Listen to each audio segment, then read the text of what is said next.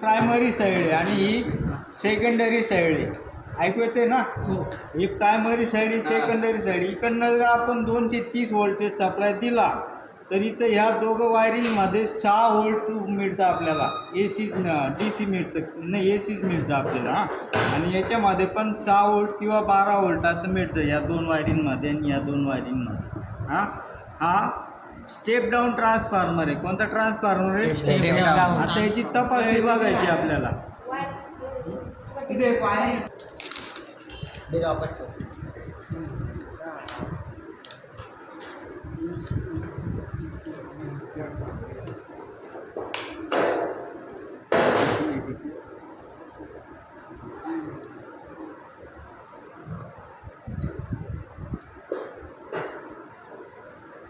आता चालू होती.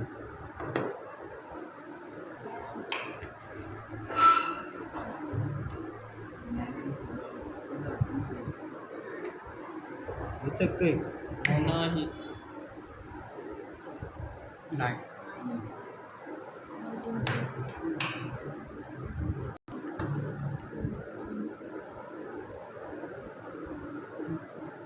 आला सर एक आला. 2 1 2 1 2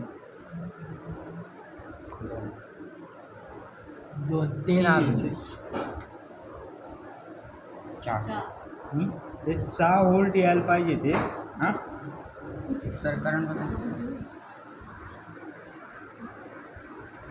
त्याच्यावर वासन हो. 2 धरू का वारी सर? आला का? 6 आला सर. आला ना? हां तर बघ याच्यात पण 6ची 4 आहे. 4 बघ नको आपण. बघ आता आलं का? 5 आलं. हां, ते पण दाबा सर. मग 6 होईल.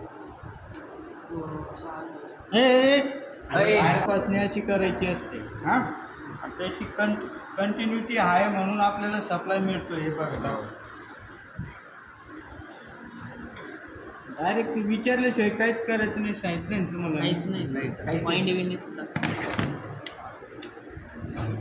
बाजारवर सेट कर.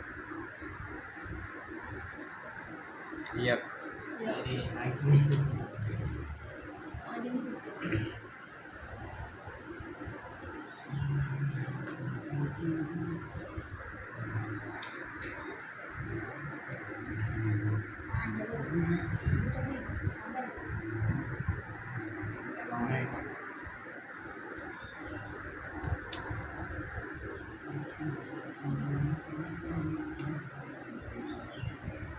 आलं 1.85. ही कंटिन्युटी आली आहे. म्हणजे ही 1.5. कॉईल चांगली. हां, आता ही कॉईल बघू आपण. या दोघांमध्ये घ्यायची. ही एक कॉईल कशी आलं ना इंडिकेशन आहे बघा. 0.1 तर तिच्यामध्ये हिच्यामध्ये येईल का? आलं नाही. 0.2 नाही चुकीचं आहे ते यायला नको. बरं आलं ठीक आहे, येईल. ना आणि हिच्यामध्ये आणि हिच्यामध्ये 0.1 अशी ट्रान्सफॉर्मरची तपासणी करायची.